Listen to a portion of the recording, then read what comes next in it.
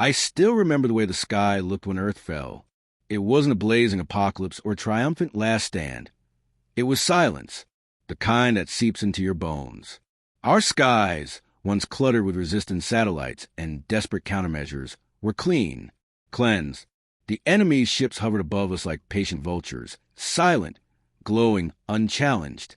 We fought until our bones cracked and our lungs bled, but nothing we did even scratched them. My name is Lieutenant Elias Ward, Earth Defense Corps, retired by force, not choice. After the last orbital cannon went dark, the High Command ordered full surrender. I never thought I'd live to see Earth raise its hands. But we did, and they laughed. The Virellians, cold, insectoid strategists from a distant binary system, didn't just conquer us. They dissected us. Culture, economy, identity, piece by piece. They said it was for our own good. A managed peace, they called it, guided evolution. But it wasn't peace. It was paralysis. They took the cities first, using their benevolent garrisons to install global neural nodes, towers humming with quantum dampeners. Weapons ceased to function. Communications were hijacked. Resistance was suicide. We became ants under a glass. They called it order. I called it the grave. My unit, what was left of it, was scattered across different internment sectors. I was sent to the Appalachian Territory, Zone 3. We weren't prisoners, not officially, just re-educated civilians. They stripped us of our uniforms and our names, but they couldn't erase memory. And deep below the surface, under the broken remnants of a decommissioned military bunker, the Earth still remembered how to resist. It started with tremors. At first, people thought they were natural. After all, the tectonic plates hadn't stopped shifting just because we surrendered. But then the Virellian ground probes went offline. Entire structures vanished into newly formed sinkholes. Some called it sabotage. Others feared it was retaliation from the planet itself. I knew better. A week before the first major quake, I was contacted by an old comrade, Major Helena Rourke. She had vanished during the fall of Berlin outpost and was presumed dead. She wasn't. She had gone underground. Literally. Phase 1 is complete, she whispered over a scrambled sublayer channel. We're almost ready. Stay alive, Elias. Then silence. That was the first real hope I'd felt in years. Not some distant politician broadcasting unity through a hijacked signal, but the sound of a friend's voice echoing through the dark, carrying fire. The next night, the ground shook for 12 minutes straight. Virelian towers cracked and fell like brittle teeth. Their fleet shifted nervously in the atmosphere, scanning wildly for seismic weaponry they couldn't detect. They hadn't won. Not really. They had buried us alive. But we were still moving. That day, I walked to the edge of Sector 3's containment line. The Virelian patrol drones floated by, trailing their translucent sensor rays, blind to the shifting rock beneath their mechanical feet. Civilians around me murmured nervously. Was it an aftershock? A natural quake? A sign from the gods? I didn't answer. I just looked at the trembling hills and smiled, because I knew what was coming. Beneath their towers, beneath their sensor nets, beneath the illusion of peace, we were waking up. We weren't rebuilding. We were arming, and soon the ground would split wide open, not from earthquakes, not from bombs, but from us. I never thought I'd see the mines again. Before the war, the Appalachians were full of them, abandoned coal veins, forgotten tungsten shafts, uranium silos buried so deep the Cold War never found them again. When the Virellians came, they didn't even bother going underground. Why would they? To them, Earth was already stripped bare militarily, technologically, spiritually. But they never understood how deep humanity's stubbornness runs. 3 nights after the 12-minute quake, a girl named Camellia found me, barely 20, dirt-smeared, nervous as hell. Said her mother used to serve under Major Rourke during the Berlin Resistance. Said she'd been called. Whatever that meant. She didn't speak much. Just pressed an old data spike into my hand. Copper-cased, archaic. No encryption. No holograms. Just 6 words engraved along its side. The deep lives. Feed the core. I didn't need more. I knew the place. Site Alpha 9. Last classified excavation before the fall. We drilled over 2 kilometers down, chasing seismic anomalies that didn't behave like tectonic activity. What we found wasn't oil, wasn't gas. It was something older, denser, living metal, organic alloy fused into the crust itself. Not alien, earthborn, but dormant. The scientists named it geothemium, said it reacted to neural input, stored energy, could reshape its own molecular structure under directed willpower. Basically, it could learn, and someone had just reawakened it. Camellia led me to a forgotten shaft masked beneath a collapsed lumber mill. Inside, 2 more figures waited. Former engineer Marquez, missing since the Paris exfil, and an old resistance sniper named Tai Yang, whose entire left side had been reconstructed with scavenged cybernetics. They weren't building bombs. They were feeding the Earth. The Virellians always thought of war in terms of sky and orbit. Drones, plasma charges, AI strategy matrices. They didn't bother watching beneath their feet. But we did. We'd learned to channel the geothemium. Every tremor, a test fire. Every sinkhole, a weapons calibration. The planet was becoming a battlefield again. But this time, it was on our side. I asked Marquez how many cells were active. 14 known, he answered. Maybe more. They're decentralized. No net, no signals. Just encoded vibrations. Seismic pulses in subharmonic patterns. The Earth talks. We just finally started listening. And then he showed me the core. Not just rock. Not just alloy. It pulsed with heat and memory, veins of luminous or running through walls like veins in a sleeping beast, humming with intelligence. Ty handed me a gauntlet, old Earth military tech, wired with geothemium nodes. I slid it on. The room responded. Walls shuddered. Metal rippled. The Earth knew me. It's not a weapon, Ty said. It's a partner. It doesn't obey. It chooses. And for the first time since the fall, I felt chosen. Back on the surface, the Virellians were panicking. Their sensors showed nothing, but their towers were failing, rotting from the foundations, buckling from phantom pressure. They blamed our engineers, our atmosphere, our evolutionary instability. But the truth was simpler.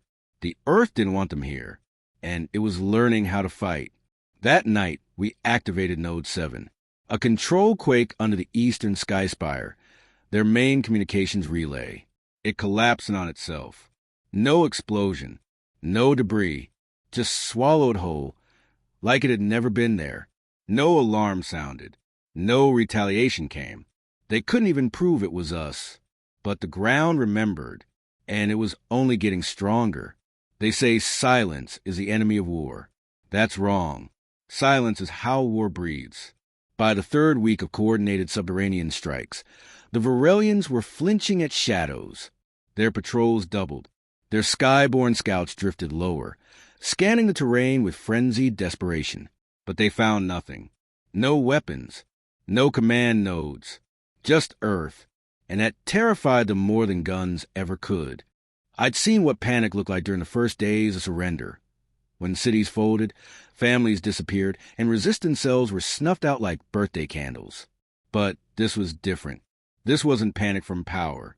This was fear born of confusion. They couldn't decode the signals. They couldn't track the patterns. And worst of all, they couldn't understand why the ground hated them. We moved by night now, under mist-drenched forests and broken cities where nature had started to reclaim what humanity had once called home. Beneath each ruined surface, a hidden web pulsed. Geothemium veins connecting node to node, vibrating like the strings of a buried harp. We didn't speak over comms. We tapped messages into roots. Rocks. Ruins. The Earth was our network. Camellia had become our best tuner. No one understood how she could commune with the core so easily, but she could walk into a collapsed shaft, touch the wall, and feel whether it was alive or dormant. I asked her once how it worked. She just smiled. It listens to pain, she said, and we've given it plenty. Our next target was a solstice spire, a Virelian atmospheric regenerator, disguised as a weather station. It filtered our skies, controlled temperature shifts, stabilized precipitation, all while masking the Virellian presence as terraforming aid. In reality, it was suppressing volcanic activity, shifting fault lines, gagging the Earth. We were going to rip its voice back open. The operation required synchronization between 5 cells across 3 zones, some underground, some on the surface. Each would awaken their nodes at the same calibrated seismic resonance. That was Chamelea's job. Mine? I had to climb the spire, not to blow it up, but to hear it scream. They built it 3,000 feet into the air, a silver needle piercing the clouds. It hummed with soft light, pulsing like an alien heartbeat. It wasn't just a tower, it was a lock. I remember gripping the scaffold, wind ripping at my suit as I reached the central emitter. Marquez was in my ear through bone conduction, low, calm. You're synced. Core is ready. Once you activate, we ride the fault line. Beneath me, Camellia was deep inside Node 11, her hands on the oar, her voice low, whispering to the earth like it was a wounded god. And then, boom, not an explosion, a pulse, deep and ancient. The spire began to vibrate, slowly at first, then violently. I slammed the gauntlet into the emitter panel. The whole sky ripped. Lightning, born from underground heat, split the clouds. The spire cracked like bone under pressure, shattering into spiraling pieces that glowed as they fell. Not from fire, but from the core's touch, from the surface. It must have looked like the planet roared. And in that moment, it did. Later, as we hid in a limestone cavern beneath Sector 5, Marquez showed us the sensor data. The Virellians had scrambled 4 patrol fleets. One crashed directly into a fault line rupture. Another never returned. Their sky chatter was chaos. They had no idea what had happened. And that meant we were ready for Phase 3. You sure the core can handle it? I asked Camellia. She nodded. Her eyes were darker now, like something had been burned into them. It doesn't want to just defend anymore, she whispered. It wants to strike. The enemy believed in supremacy by surveillance. They watched everything.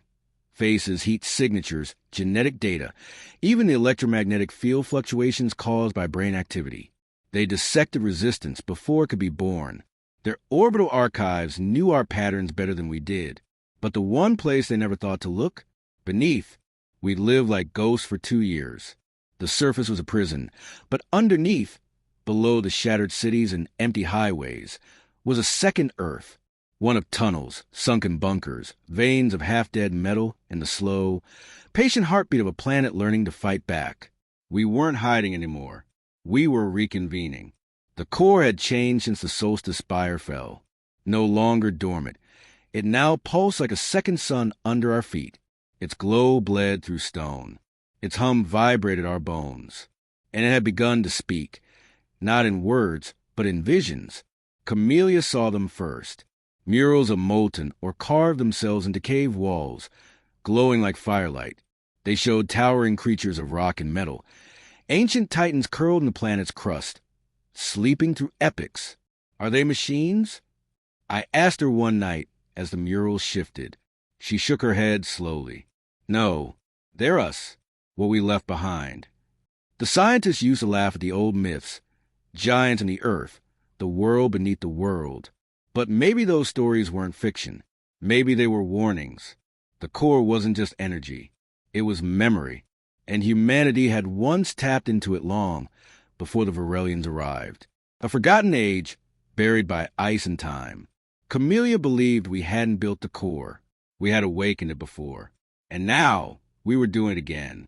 We moved from cell to cell, lighting nodes like torches.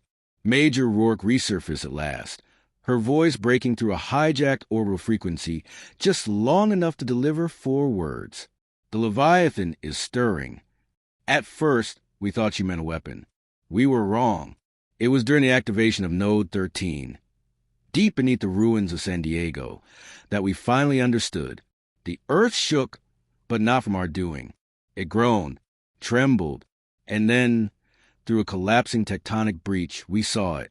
A spine, miles long, coated in obsidian, fused with glowing veins of geothemium. It curled through the mantle like the skeleton of some ancient god. Not a weapon, a being, buried in Earth's core like a buried immune system, waiting for infection. And the Virellians were the disease. We've been treating the planet like a machine, Ty whispered as we stared into the abyss. But this thing, it's alive. We sent a seismic pulse, just a whisper, through the fracture, and it answered, not in words, in intent.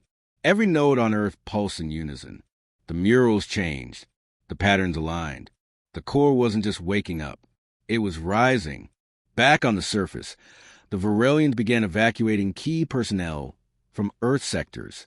Their public broadcast claimed a planetary instability event was imminent. We knew what that meant. They were scared. Good, because for the first time in 2 years, they were no longer the apex species in the room. Major Rourke finally contacted us in person. Her signal traced for what remained of the Mariana Arc substation. Her face was thinner, older, but her eyes burned with purpose. It's not just one Leviathan, she said. It's a network, a biomechanical defense lattice. Part of the planet, maybe even part of us. I nodded, heart pounding. What do we do? She smiled. We stopped thinking like soldiers and start thinking like a species. They came from beneath, not like demons or monsters, not like the twisted alien creatures we'd fought in orbit or the machines we built to kill each other. No, this was different. The Leviathans were not invaders. They were ours, ancient, dormant, awakening. We first saw one emerge in the ruins of the Indian subcontinent, just south of the collapsed city plate once known as New Delhi. Satellite feeds stolen from a hacked Virelian relay showed the crust bulging upward, groaning like a continent exhaling for the first time in millennia. Then the earth tore open, not in a violent explosion, but with terrifying purpose. Stone peeled back, mountains cracked, and something rose. A shape of armor and magma, taller than skyscrapers, forged in the earth's deepest elements. Geothemium flowing through its joints like blood. No face, no weapons, just a raw manifestation of planetary wrath, standing in silence as a Virelian fleet screamed above it in panic. They tried to fire. They tried to flee. The Leviathan didn't retaliate. It just looked skyward, raised one molten arm, and the sky broke. We saw the shock wave from across the world. A ripple in the clouds. A vertical current of atmospheric heat that scrambled comms, warped gravity, and caused 2 Virelian dreadnoughts to collapse in midair, their hulls twisting like paper in a microwave. It wasn't just destruction. It was dominion. From our node in North America, we received seismic confirmation. The core was now active in 39 major fault lines. The murals updated.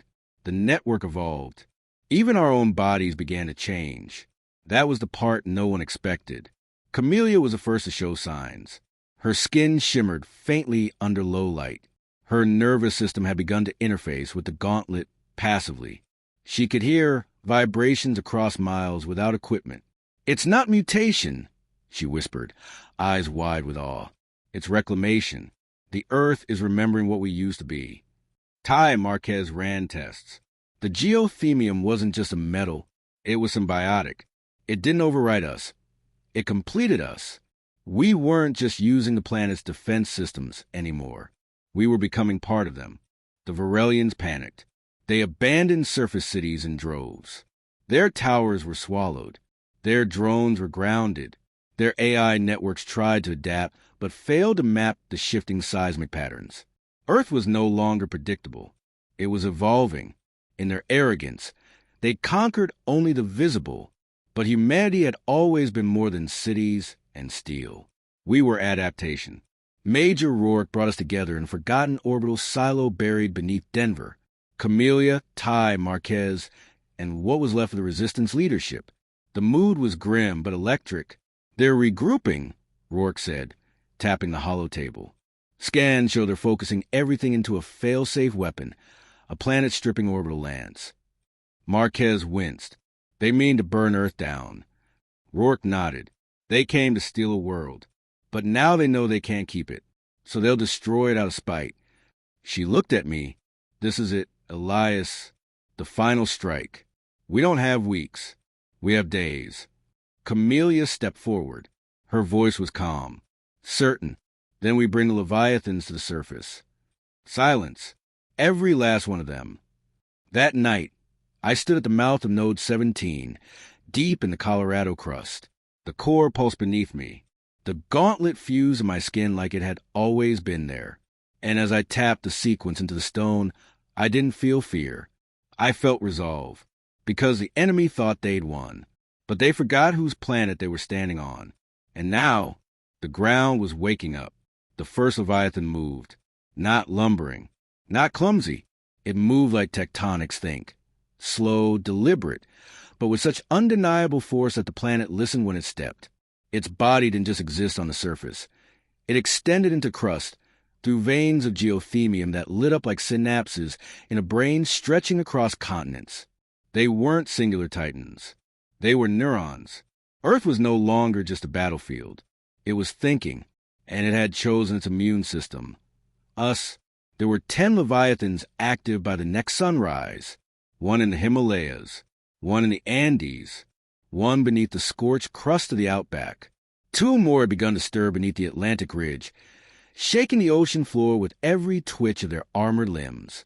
The Virellian fleet had already pulled back into high orbit. Their fail-safe weapon, a dark spear of stellar matter known as the Oblivion Lance, hovered above the stratosphere, gathering charge. Once fired, it wouldn't just obliterate cities. It would bleach the biosphere, turning Earth into a sterile husk. They saw it as mercy. But this world didn't want mercy. It wanted vengeance. Major Rourke made the call.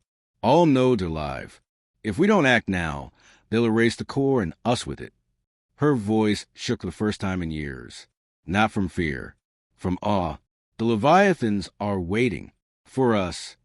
I led a unit into the old Yellowstone subnetwork, now fully awakened. The tunnels glowed like the arteries of a living thing. Camellia was already there, fused deeper with the gauntlet than any of us had dared. Her voice echoed through the stone without speaking. The Earth doesn't need weapons, she whispered. It is the weapon. And then it began. We synchronized the nodes. 47 across the globe. A chorus of frequencies tuned to the core's rhythm, like a song the planet had waited eons to sing. The Leviathans answered, not with words, not with roars. They moved, together, in Antarctica. Ice cracked like shattered glass as a Leviathan rose from the frozen crust, dragging entire mountain ranges behind it. In Africa, a creature of obsidian and iron walked across deserts that hadn't seen rain in a century. Volcanoes erupted, not in chaos, but in harmony, redirecting pressure to power the movement of limbs made from magma and memory. We rose with them, in suits laced with geothemium, with minds linked to the core, with ancient fury flowing through our veins. We weren't just soldiers anymore. We were extensions of the Earth itself. The Virellians fired the Oblivion Lance. It pierced the upper atmosphere like a god's spear, its tip glowing with annihilation. Entire continents went dark as EMPs pulsed through the sky. But before it struck, the Earth moved, not the surface, the mantle, and from deep beneath the Pacific, a Leviathan older than language reached up with a hand larger than mountains, and caught the lance. The impact shook the heavens. Oceans rose. Skies split, but the Leviathan held. Geothemium cracked, hissed, fused, and then, impossibly, absorbed the energy. The weapon meant to end us became fuel. Rourke's final command. Now! The Leviathans turned toward the sky. Earth itself began to rise. We watched in disbelief as entire tectonic plates surged upward, launching chunks of Earth into low orbit like volcanic spears. Not debris. Projectiles. Each one carried core signatures. Each one guided by intention. Each one born from rage. Virellian dreadnoughts didn't stand a chance. Their formation scattered. Their command hubs collapsed. Their orbital platforms shattered under the weight of Earth's response. The sky became a graveyard of fire and ash. They thought we were bound by gravity. They forgot we made gravity shake. One by one, the Leviathan stopped. The skies cleared. The hum of the core softened. And we stood on a broken, bleeding but living Earth. alive, and victorious. The war was over, not with treaties, not with terms, with silence. Not the silence of surrender this time, but the heavy, awe-filled quiet of survival. Smoke drifted through shattered skies. The last of the Virellian dreadnoughts burned in low orbit, their remnants falling like dying stars across the planet they'd once thought theirs. Their command frequencies had gone dark. No retaliation. No desperate counteroffensives. Just nothing. We had outlived them, and they had run. In the aftermath, we gathered, those of us still walking. Camellia stood on the rim of what used to be Yellowstone, her gauntlet glowing faintly as if still bonded to the core. Her eyes shimmered with light that no longer belonged entirely to humans. She wasn't just a person now. She was a conduit, a voice in the Earth's new language. She turned to me and whispered, "It's still speaking." I nodded. What's it saying? That it remembers. Major Rourke broadcast the last global message over our reclaimed networks. Her face was worn, her body bruised, but her voice, it carried history. To those who still breathe, stand proud. You are not survivors of a lost world. You are the first citizens of a world reborn. The Virellians are gone, their empire broken, and Earth's teeth again. She paused, looking down, and it chose us. In the days that followed, we did not rebuild the old world. We buried it. There would be no return to glass towers and silicon gods, to the digital chains and sky-born blindness that made us easy prey. The Earth had shown us its scars, and we had added our own. Now we would learn from them. We didn't just win a war. We passed a test, one written in magma and time, etched into bones of the world, waiting for a species to finally rise from its own ashes with purpose. The Leviathans slumbered again, beneath oceans, within mountains, deep in the crust. But they didn't vanish. They watched. We could feel them now, not like machines or beasts, but as guardians, silent, immense, ready. Should the stars ever threaten us again, they would rise. And this time, so would we. Camellia, Ty, Marquez, we stayed together. We became stewards of the core, teachers of the new generations. Not as warriors, but as rememberers. We kept the murals alive. We taught the vibration codes. We sang the Earth's pulse into stone so no one will forget. Because history, we learned, is not written in ink. It's carved by tremors. And me? I still walk the deep tunnels sometimes. I place my hand on the walls and feel the faint hum, the same one I felt when this all began. The sound of something beneath us, watching, protecting, waiting, not for war, but for the moment someone dares threaten this world again. And if they do, if another empire comes to burn, to break us, they'll hear the same sound we heard when we first knew the Earth was not dead. They'll hear the ground shaking, and they'll know humanity didn't just survive. We became the storm.